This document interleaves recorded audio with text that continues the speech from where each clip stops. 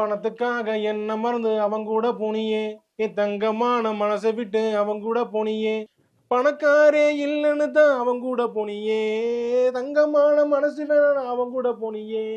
சீ சீ சீ மேரே சீ சீ குமாரியே சீ, பொண்ணுங்களே ஒரு சீ சீ சீ சீ சீ சீ, பொண்ணுங்களே ஒரு சீ சீ சீ சீ. என்ன பாட்டு இது? இல்ல ஃபெயிலியர் ஆயிடுச்சு எனக்கு.